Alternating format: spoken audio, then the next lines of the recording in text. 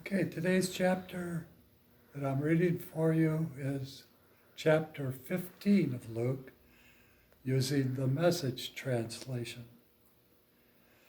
By this time, a lot of men and women of doubtful reputation were hanging around Jesus, listening intently. The Pharisees and religion scholars were not pleased, not at all pleased. They growled, "He takes in sinners and eats meals with them, treating them like old friends." Their grumbling triggered this story. Suppose one of you had 100 sheep and lost one. Wouldn't you leave the 99 in the wilderness and go after the lost one until you found it?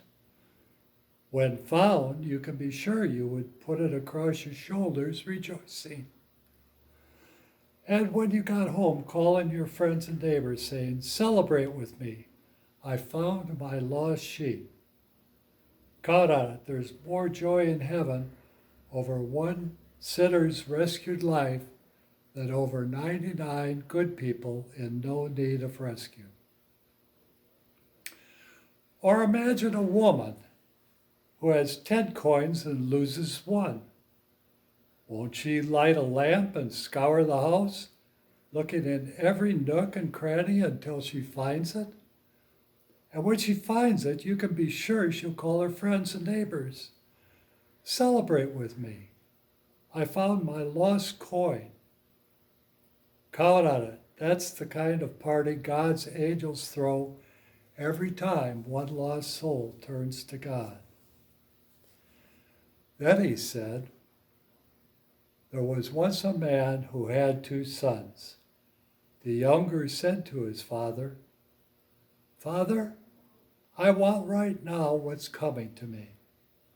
So the father divided the property between them. It wasn't long before the younger son packed his bags and left for a distant country.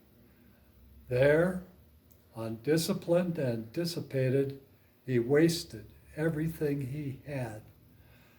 After he had gone through all his money, there was a bad famine all through that country, and he began to hurt.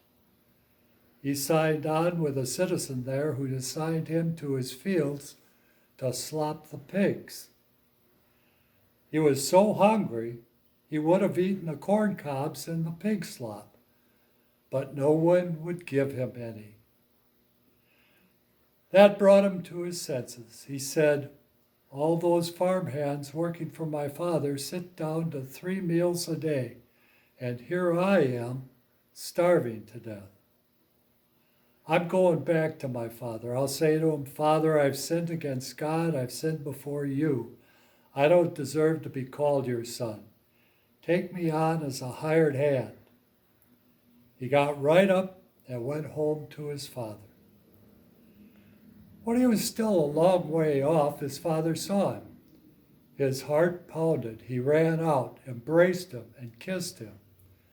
The son started his speech. "Father, I've sinned against God. I've sinned before you. I don't deserve to be called your son ever again." But the father wasn't listening. He was calling to the servants, "Quick, bring a clean set of clothes and dress him. Put the family ring on his finger and sandals on his feet. Then get a grain-fed heifer and roast it. We're going to feast. We're going to have a wonderful time. My son is here, given up for dead and now alive, given up for lost and now found." And they began to have a wonderful time. All this time, the older son was out in the field. When the day's work was done, he came in.